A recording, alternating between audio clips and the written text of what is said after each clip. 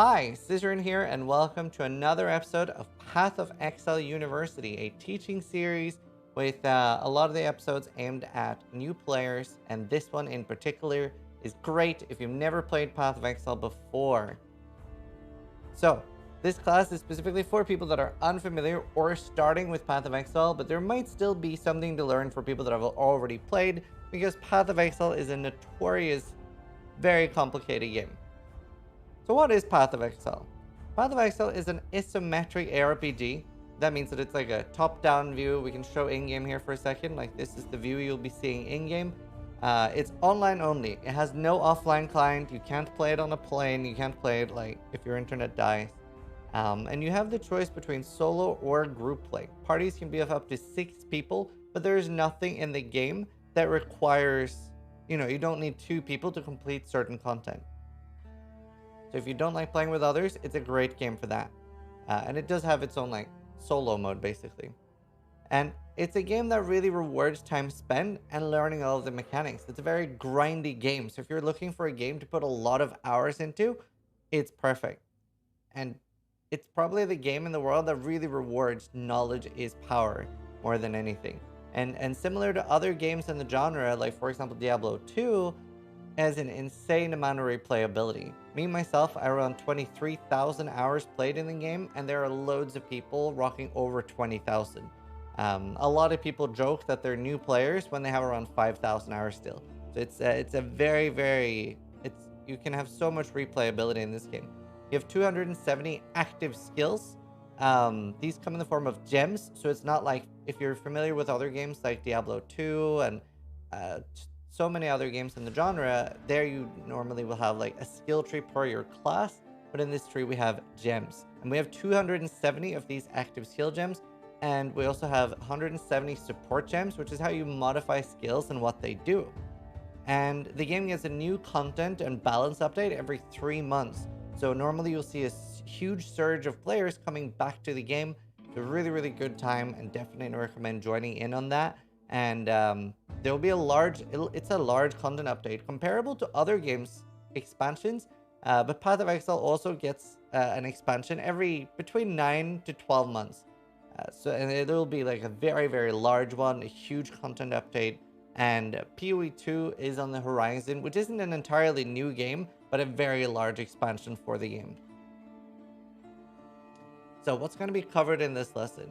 Selecting what league to play in, selecting a class and build, passive skills, skill gems, navigating the campaign, like the extended tutorial, and the user interface, basic itemization, and currency. So if this league is for you, feel free to hang out.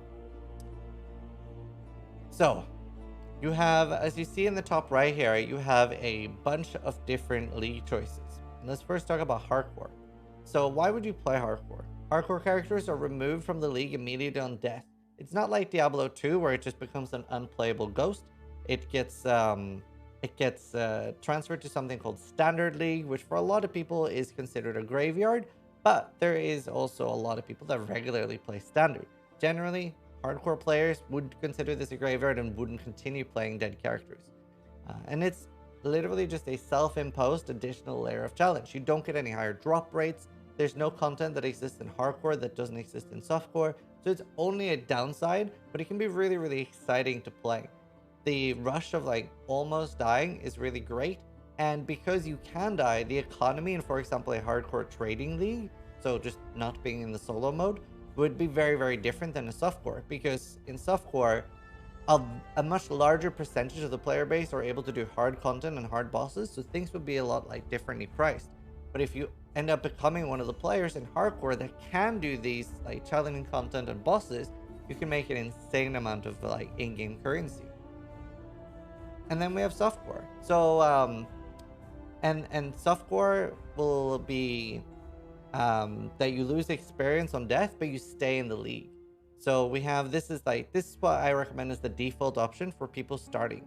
And most people will start here. And at the end of the 3-month cycle, this will also get transferred to standard. So we all end up on standard no matter what. So currently in Path of Exile, it's the Expedition League. that is the one happening right now. And the way that works is, like I said, Path of Exile gets new content every 3 months, and this comes in form of a league. And it's a fresh start for everybody. You could continue playing your characters on standard. You don't have to play on the leagues, but the large amount of players would want to experience the new content, and it's a fresh start. You don't lose anything you've bought in terms of like stash tabs, cosmetics, or anything like that. But if you found items, currency, etc., those will still be in standard, and you won't have access to those in the temporary league. And that's a big part of the magic for a lot of people. It's a fresh start. Doesn't matter what you did last league. Every 3 months, boom, you start over again. It's very, very exciting. And the first few days, everything feels like it matters. Everything's exciting again. And each league also introduces a new game mechanic. So currently in the Expedition League, we have like, you have to detonate explosives and unlock monsters. And we don't yet know what the upcoming Scourge League mechanic will be, which is the new League 3.16. And there are hardcore and softcore options for every league. And there's also solo self-fan options for every league. So you would have hardcore solo self-fan, softcore solo self-fan, and that's solo self-fan is that solo mode that I was talking about. And at the end of the 3 months, like I said, they're merged with the permanent leagues. Standard is that permanent mode where characters are not removed or reset. Like everything just keeps building up. It's used by a large amount of players as a testing ground. And like I said, dying in hardcore places you hear. And this is really, really good for people with very limited time. Maybe only have a few hours to play per month, and you don't want to have to level new characters. You don't want to have to like do that reset. It's a little unfortunate you don't get access to the new content, but it's sort of like the leagues end up being a beta testing thing where they're basically testing, should this mechanic go core in the game? And standard will get access to quite a lot of the mechanics eventually. And again, very good for limited times. So like if you only have a few hours per month, standard is a good option. Still, if it's your first time playing Path of Exile, it's your first time starting, I would recommend starting on a temporary league. The economy on standard, obviously, since it's never been reset and never will, it's going to be very hard for you to find valuable items to sell. You're like all the perfect items are already going to exist. So at least the first time you're playing, start on a temporary league.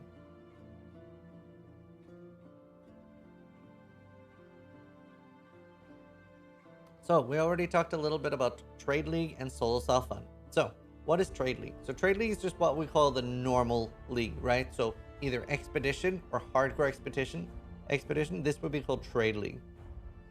And trade allows for you're able to group with other people, you're able to trade with other people, you can get help with things. Maybe you're struggling to do a boss and you're like, you know what? I'm just not strong enough to do this. Then you can reach out to other players and ask for help. And the only downside with trading is that once you've started playing a large amount of hours in the game, you might feel like things become a little bit too easy or too accessible when playing trade.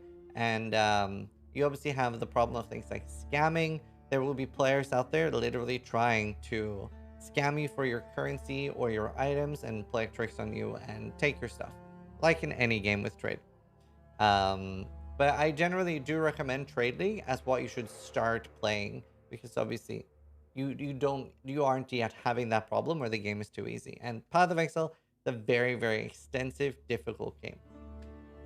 And then why solo self-found? Like I said, this is completely solo. You have no access to other players. You can't get help. You can't trade. And this is my favorite mode as somebody who's played a large amount. I would prefer to play Trade League, but they are trying to like make it more accessible to newer players and stuff, and thereby sort of making it less accessible to people like me that have an insane amount of hours, because the game ends up being a little bit too easy. And then for people like me, the charm of being solo self-fun is, well, first off, it becomes a little bit more like a roguelike game. You can't just get access to everything, and sometimes you might really have to like set a goal and really grind out one specific item. So obviously, as with any game, there will be some items that are really rare and some items that are really common. However, in solo self-fun, every item could end up being that really chase item that you really need. So maybe an item would be extremely cheap playing softcore Trade League, and it might end up being your prized possession in solo self-fun. And that's like a lot of the charm is that it doesn't end up with being like just a few items you're chasing. It might end up being, it might seem silly, right? You might be chasing a very common item. When you find it, absolute joy, right? And people are like, that's worth like nothing. Why are you so excited? It's like, I've been chasing for 3 weeks for this. So that's like a really, really good part there. And yeah, it can be brutally hard because of this reason. You might end up like chasing this forever. You might never find it in the 3 months. And it ends up usually being for competitions, the main league that we would like make competitions in. And the reason for that would be, we don't want things turning into a popularity contest with streamers getting things handed to them. So Solo Self-Fun, really, really good for competitions. And if you are in Solo Self-Fun, what if you like play it for like a month and you decide, you know what, I'm never finding this item? You can then migrate your character and transfer to the trade league. So for example, Softcore Solo Self-Fun can just go to like Softcore, so the Expedition League in this league. But you cannot play Expedition Trade League and then transfer to Solo Self-Fun. You would have to start over. So in Path of Exile, we have a lot of different classes, and the class dictates your ascendancy classes, also you could call them subclasses, and which ones are available to you. And unlike most games, the classes only dictate the starting position on the skill tree and your ascendancy. Everyone has the same skill tree. And we can look at it real quick. This is the skill tree. And you might have seen like loads of reactions of streamers or content creators opening the skill tree for the first time and just going like, what the actual fuck is this? So obviously very, very big.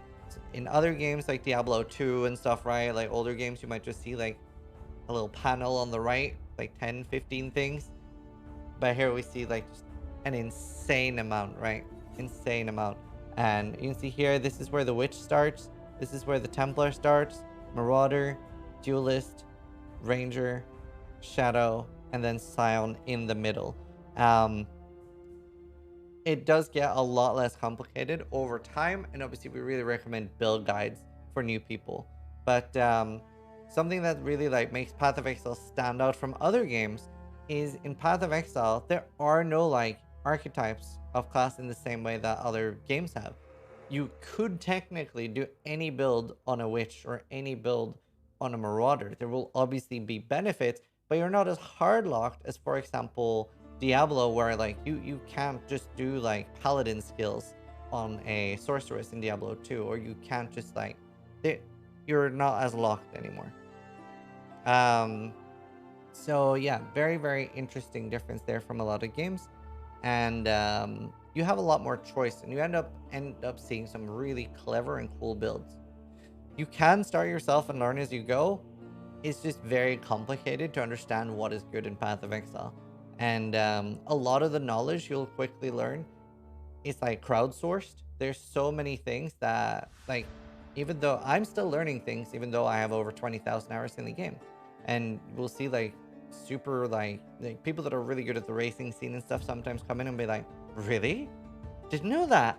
And I think that's like part of the charm of Path of Exile too. Like the game changes so much and is always evolving, and yeah, you're always learning in Path of Exile. And yeah, we're gonna have several other like Path of Exile universities and loads of like League start content leading up to the new Scourge expansion. So, what about selecting a build? Do you select a class based on a build guide? So, the important thing here is you want to like use somebody else's knowledge, right? Because you're probably gonna open the tree and be like, the hell is this? So you want to like, the important part is you don't want to feel like you're wasting your time. You don't want to get to like level 30 or 40 or 50 in Path of Exile and be like, this isn't working out. And the problem then, sometimes I'll get new players like, hey, Zizaran, I tried my own and I'm level 50 now. I can't kill anything. I'm just dying repeatedly. How do I like switch my build to the one you were playing? It's like, well, you got to start over. Because Path of Exile doesn't really have like a easy respec option. Obviously, there are other games that have like free respecs until a certain level. Path of Exile, not so much. You do get like some free respec stuff, like small points while leveling. But if you completely ruin a character, you are basically going to have to start over entirely. So that is a bit of a problem here. It's the main reason we end up recommending build guides, because it's really good to, especially as your first character in League, just play something solid. Maybe not exactly what you'd imagine in your head, but play something that you know is strong, hard to fuck up, and then you'll have an easy way like, okay, well, Zizaran is also playing this build. I can ask him 4 questions whenever something is wrong, and then you end up having a strong build that you can farm currency on, and maybe you can experiment as your second or third choice. And generally, the build guides we make, they're very step by step. They'll always like answer generally most questions a new player will have and hold your hand a lot. And a lot of people want to select a build based on a skill. New players will very early on go like, oh, I want to play a duelist, or I want to be a witch. But generally, what I would do as an experienced player, I would be like, I want to play kinetic blast, or I want to play fireball. And then I choose like, okay, what ascendancy and what class is going to be the strongest for me to achieve this. There's generally the best way to do that is to pick the skill you want to play first. The base class doesn't matter that much. You generally want to end up just doing whatever makes the most sense. But yeah, whenever you're choosing a skill, there might not always be a community provided build guide for help. And this is where like having extra like money, extra currency just for being able to play around and experiment comes in like very handy. And when you are experimenting, you might end up finding something that other people aren't playing, right? There will always be a meta in games like these, and the meta will generally be pretty expensive. Everybody is trying to buy these items, like maybe like Fireball is extremely strong in this league, then fire damage items and similar things will be very expensive. But what if you play something that was maybe strong in the past, or nobody's really played a lot, like Animate Weapon, right? Let's say that that was really strong in this league but not played, then you might end up getting a lot of those items for extremely cheap, and you might get an even stronger build. So there are merits to playing builds that aren't like, you know, super fleshed out and have loads of guides for them. And then the ideal build gear is in very low demand and so much cheaper. And just it feels good to discover a build. It does feel good to have like not followed someone else, to have made something on your own, like, oh, this is my build. But yeah. In Path of Exile, we have the skill hotbar, and you can put any skill on any slot. The number one advice I have for any new player is, please, for the love of everything, put move only as your mouse button 1. There's nothing worse for any experienced player, and there are some exceptions. You can put instant skills there too later. We'll talk about that at some point. But there's nothing worse than watching new players have default attack on mouse button 1, so that when they're accidentally like auto attacking, oh, I just realized that's behind me, but basically do this. Put the 2 footsteps as your mouse button 1, so that you're always moving. You're not like accidentally like attacking a monster while trying to escape. Very, very important. And you can rebind all the buttons in the keybind menu. So, and an important thing before we talk more about rebinding is that we have a secondary bar, which is behind me. I'll move myself real quick, but if I hold control, you can see that the bar changes, and you can also rebind those. That's something a lot of advanced players don't even know. So for example, my third key on the second mouse bar would be mouse button 5. So people will often ask me like, hey, Zizaran, how are you flame dashing? I'm like, well, it's on my second bar. And a lot of even experienced players don't know that you can rebind all the hotkeys, including the 9, 10, 11, 12, 13, which is your second bar. So that's very, very good. And yeah, make sure you have something that's comfortable. For me, something that was really big, obviously normally when I first started playing, I had the normal Q, W, E, R, T. The first thing I did was rebind Q to space, and then use space for the movement ability of my character. That like made the game a lot easier for me to play. Attack in place. If you see at the top of the screen there, it has a like option for skills. This is really, really good. It basically is something I turn on every single skill except like 2 or 3. I'm trying to remember what the exception is. I think it's dash. I think it's just dash is the only thing I don't do. And it basically is, if you don't have it on, sometimes you will move towards the monster. which you generally never want. You always want to like have full control of where you're standing. You never want the game's pathfinding to like do it for you. So yeah, I would say generally you always want this online. I wish there was an option to toggle like always on and have it as an exception that I would just turn it off on dash. Dash makes it go backwards. Cute, but not really ever seen that used. And yeah, it's very, very good. It'll make the game feel better. Until you turn it on, you'll basically feel like your character is not lagging, but it'll just blow your game feel away compared to not having it on. It'll stop your character from like slowly running towards monsters now and again. And then yeah, move only, place and left click. It's so important. Like very often you'll see new players like trying to run out of a pack of monsters or trying to get to safety. They'll like accidentally auto attack because they've like clicked a monster while in panic. There is something in Path of Exile called instant skills. These are typically like protective skills, and you can make war cries instant. And then you can have that on mouse button 1, which I have on this character. We can show it really quick in game, and it basically means that it's sort of auto casting. So you basically from the game itself get a free auto cast skill. So you can see that that's just like casting away there. And that's just while moving.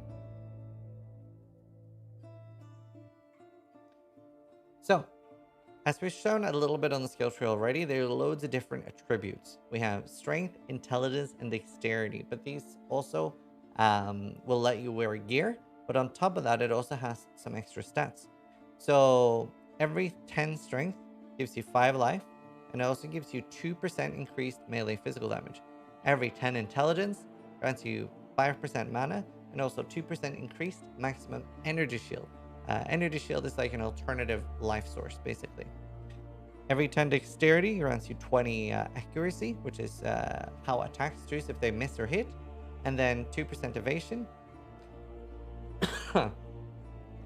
And then builds that stack a single attribute as high as possible are very popular for endgame. So you can basically have a build in the endgame that the more strength you have, the more damage you have. Very, very cool. But a very endgame thing just gives you an idea of things you can look forward to in Path of Exile.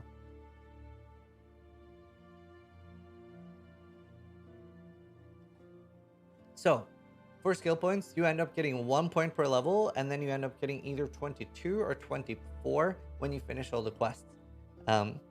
There's a command as well that you can do /passives and just write that into chat. Once you've like finished the campaign, it'll actually tell you which ones you're missing. And the 22 or 24 depends on if you kill the bandits or help the bandits. You get 8 ascendancy points. Like I said, this is your like subclass, and you get that by doing the labyrinth, and you get 2 per labyrinth. You can't do the same one repeatedly. You will have to like go up in difficulty to get more points. And this is a huge source of power. There are some builds that it literally feels like you could double or triple your damage after one of these like ascendancies. So it's very, very powerful. And this is an instance challenge, and even if you're playing softcore, lab is basically medium core, because say you get all the way to the end of the lab and you die in like the last stage, you have to do it over again. You don't just get to respawn right before. So even if you're playing softcore, this can be very challenging while you're like learning and getting used to it. And points need to be allocated and connected to each other. So that's very important. You can't just pick like, oh, I want that node over there and that node down there. And Scion can choose a different start location. So she could start from her main location, but then later she can also have like, okay, I want to keep my Scion start, but I also want like these that are part of the Marauder start, which is really cool and can be useful to save some points. There are also some unique jewels. Unique is basically similar to legendary in other games, and that will give some exceptions to this. Like maybe you'll be able to like use the jewel as a base point and choose something within the radius of the jewel without being connected.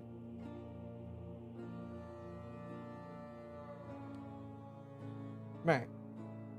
So, skill gems and support gems. We have active gems that provide a skill you can use, cast or trigger.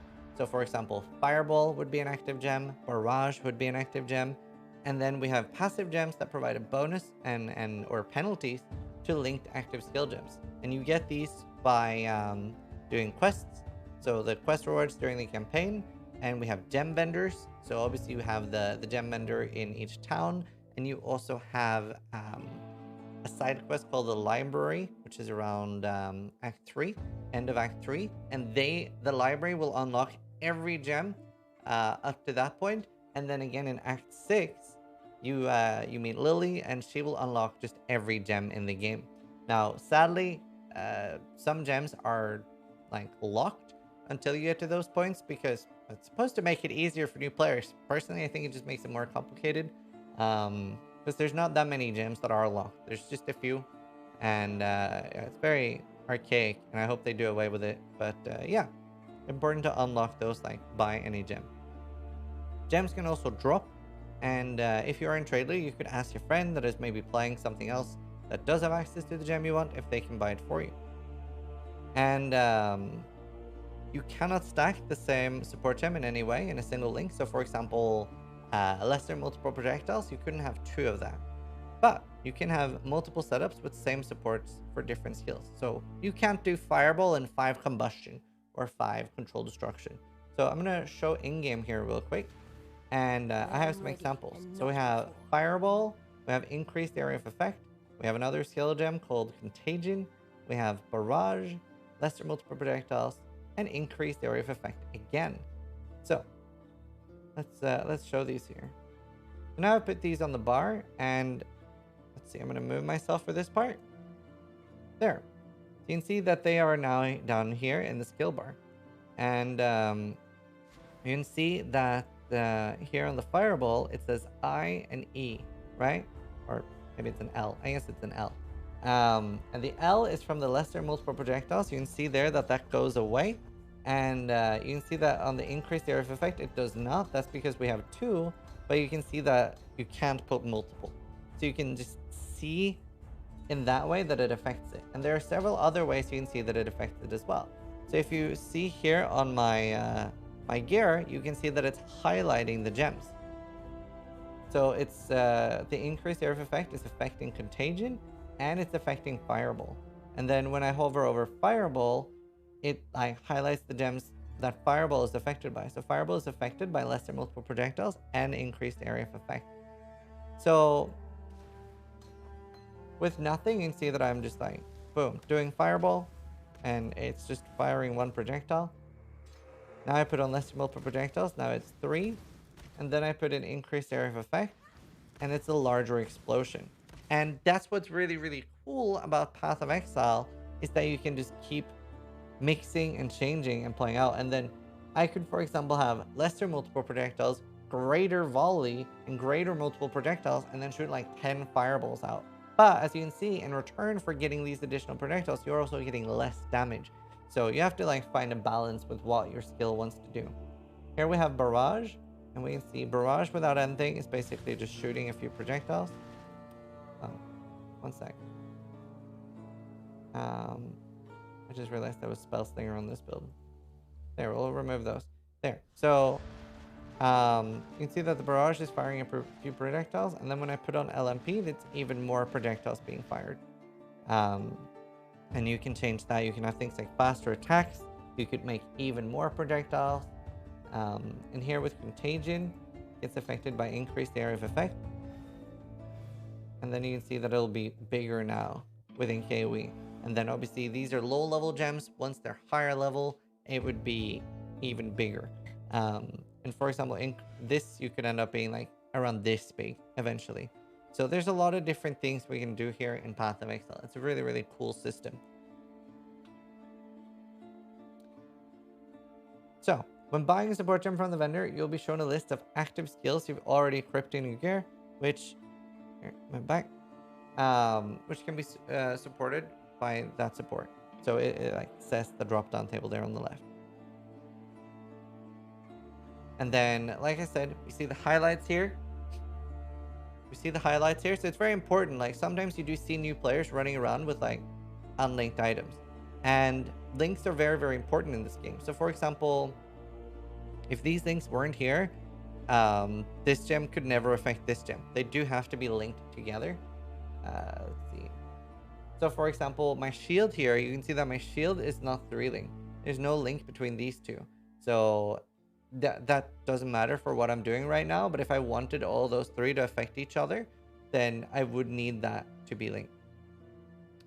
So again, another thing we see with new players is that they'll be running around with like a 3-socket item with no links. And they'll maybe have like heavy strike, melee physical damage, and chance to bleed. But they're not linked, so he's actually just running around with heavy strike.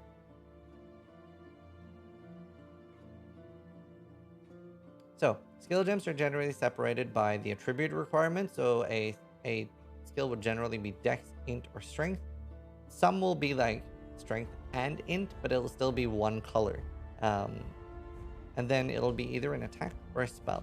So the different types is attack, spell, projectile, AoE, mine, trap, totem, brand, minion, or aura. And you can see with everything, which I think is on the next slide, we can see that we have tags. So for example, Ancestral Warchief, it's an attack, it's a totem, it's an area of effect, it's slam, and melee. So that means that it can be affected by concentrated effect or increased area of effect. If I get something that says player does more area damage or totem damage, that would affect it. So the game, if you like let the game, it will try to tell you something. Again, it could tell you a lot more, but that's why I'm here. And it will also tell you basically what kind of like what it's compatible with. Like for example, the support gems, concentrated effect and increased area of effect, will say that they're AoE gems. And then yeah, gems with the support tag can support any active skill, like if they only have that. And yeah, very important to pay attention to these tags. And if you're playing an attack build which does not cause bleeding, then bleeding supports and passives will not do any good for you basically. And if you can't deal any physical damage, then you can only scale elemental or chaos damage. And again, it does get very complicated. Again, why I recommend build guides. And you don't need to match all of them, right? Like, they just need to be able to, like, if they highlight, if they show up, they generally, like, if they show up on your, if they show up as a letter, it generally works. Generally works. Let's look at spell gems. So spell gems are very different from attack gems. And spell gems gain base damage from gem levels. That means that if your fireball goes from level 12 to 13, you'll actually instantly notice a big damage upgrade. And that makes it so that it's very desirable that if you on gear get, for example, +1 level of all fire spell skills. That ends up being a very large damage boost. Depending a little bit on the gem, but somewhere between like 12 to 18% generally. So really, really big damage. This also lets spell builds be a very good choice for league starters, because if you're not finding any gear, if you're not like finding anything, you can literally just over level in a zone. You can just do it repeatedly and be like, you know what, I'm a little bit weak right now, so I'm gonna get 2 more gem levels on my fireball, and then I'm basically doing like 30% more damage. And then yeah, you would be getting stats or bonuses from things like fire damage, chaos damage over time multiplier, elemental damage, spell damage, or critical strike chance for spells. Again, generally a guide you'd be following would be explaining what you want to look for. And the difference here with attack gems is that these are mostly scaling from your weapon. So with a spell, I could basically find at the very start of the game a wand that has +1 level of fire spell skill gems. This doesn't mean that it has to be socketed in that wand. Then it would specify socketed skill gems. And that ends up that I could have this in my chest and it still gets affected. I could literally do pretty much the end game with this. I could literally do the end game with this. And that's very different from attacks, because if you find like around the Driftwood Club at the start of the game, probably won't last you very long. It'll last you somewhere until like 6 to 12, but you very regularly have to keep upgrading your weapon through the campaign, because it scales entirely from the base damage on your weapon, including your attack speed, your crit chance, everything. There are a few attacks that are exceptions to this, like Toxic Rain, and Caustic Arrow and Elemental Hit. They do scale more similar to spells, where they get a large amount of damage per level and don't really care about the base damage, but they are more the exception. And generally attacks will get bonuses from things like physical damage, increased damage with bleeding, attack speed, projectile damage, or elemental damage. And again, reading tags, super important. Check if they light up.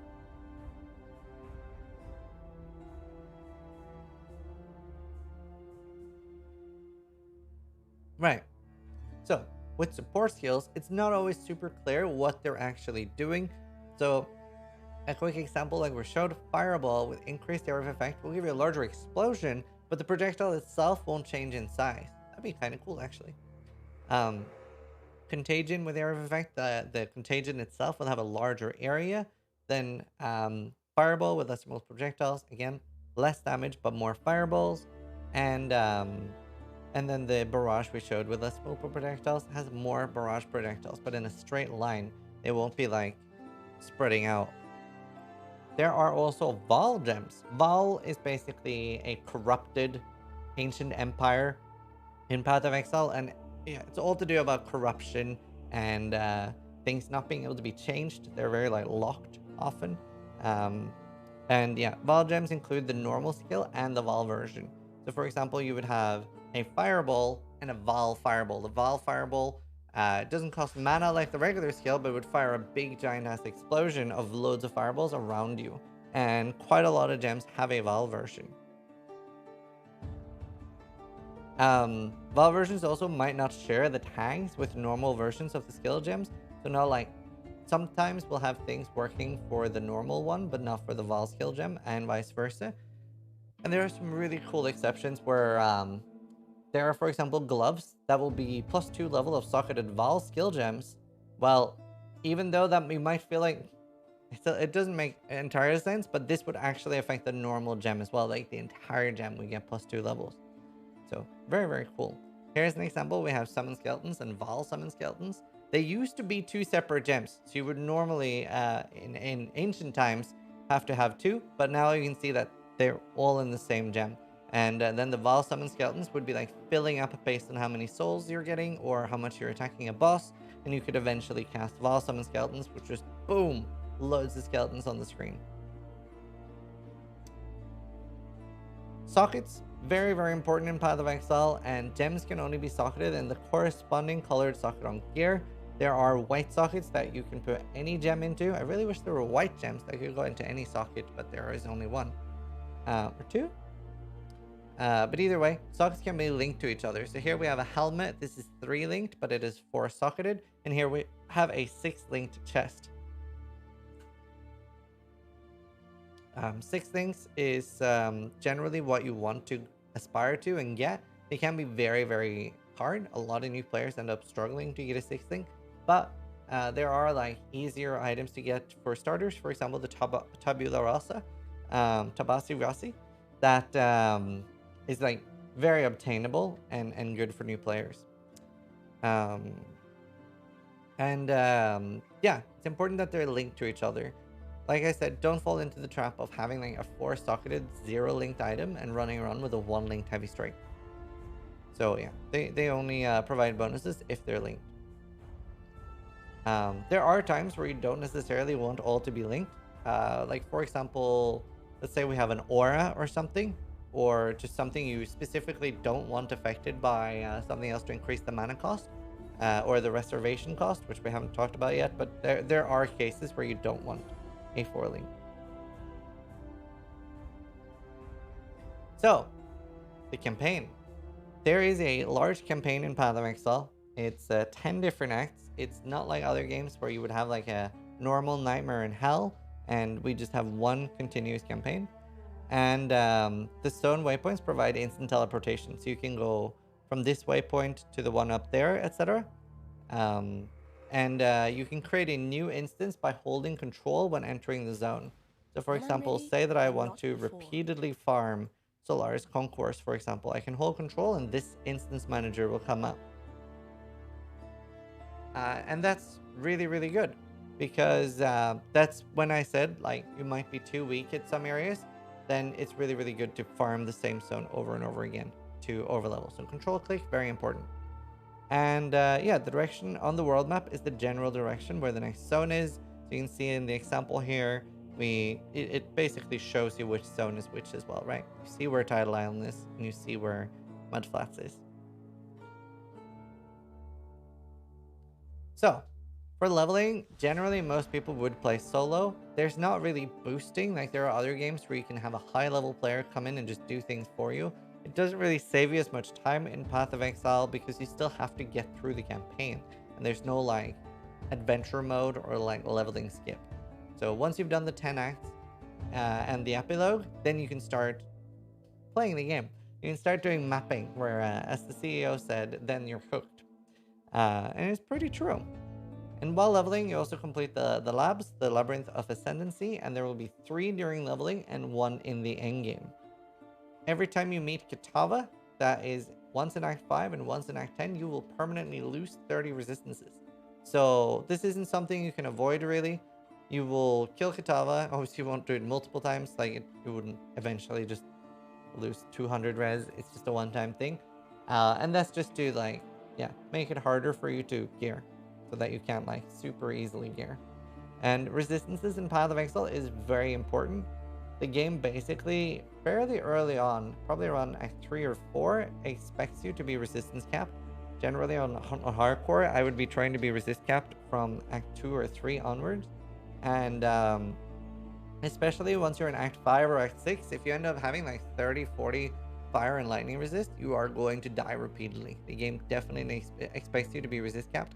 It does not expect you to be chaos res capped, and generally you probably, for the most part, you're, especially on softcore, fine with ignoring chaos res. There are a few chaos bosses, but you don't really have to worry about those in the start. There is an overlay and a minimap as well. You can make it invisible permanently in the top right, or as a full screen overlay map. Depends a little bit on what you enjoy. It's tabbed to toggle between them, and there are settings to like fine tune it in the UI options as well. You can alter the opacity and how much like fluff is on the map. You can zoom in and out with numpad plus and numpad minus, and you can rebind those. And there is a slider in the UI options, and you can toggle the setting that lets you auto center the map by pressing tab as well. And if you press F1 once or twice, there will be different performance metrics. You can see how much you're lagging, how your CPU is doing, etc.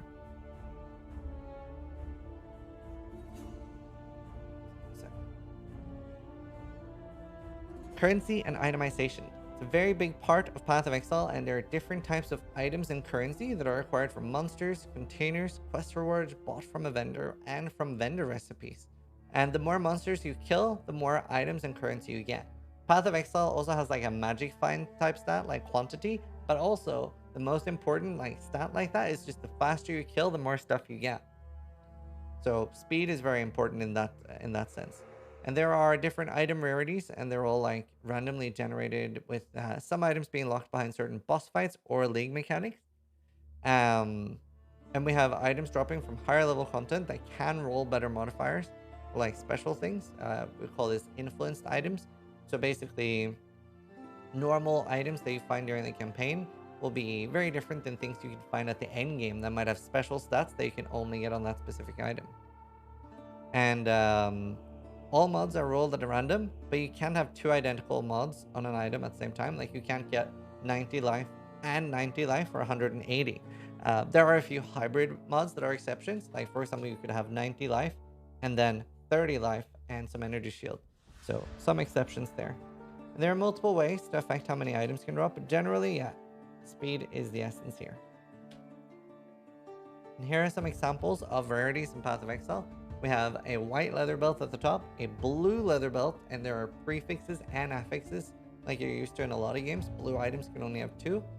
Rare item can have 3 prefixes, 3 suffixes, for a total of 6 affixes. That's the yellow item there, rare. And then we have a legendary or unique or orange brown item at the end there. And yeah, that is things you're very familiar with. There are no set items really in Path of Exile. There are some that act as set items, but very, very few. Very, very few. Unique items don't have like the same type of stats as normal items. They'll have like, it'll be very set. Like, there are very few unique items that you will have like different ones. Like, a worm's molt is basically a worm's molt, right? There will be like a roll on the stats, but it's a worm's molt.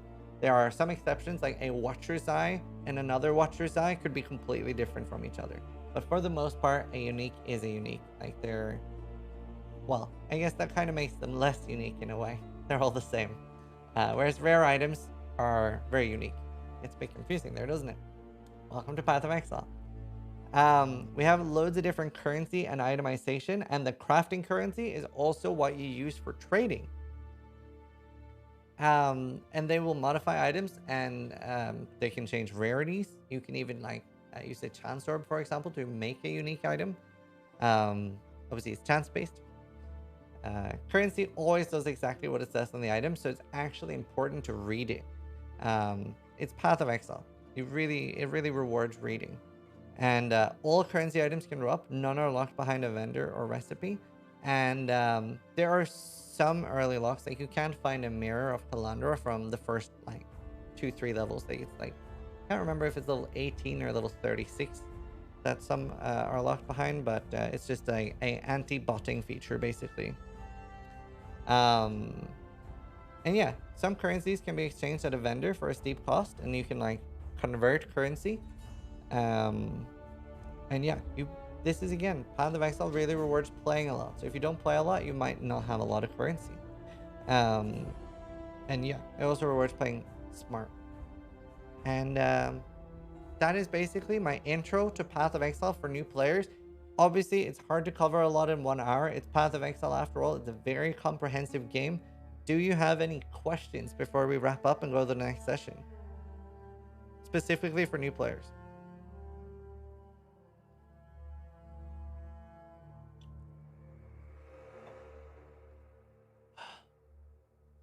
How do you post a token in global chat?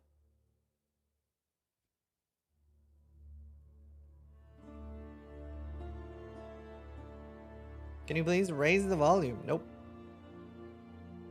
Is this on the exam?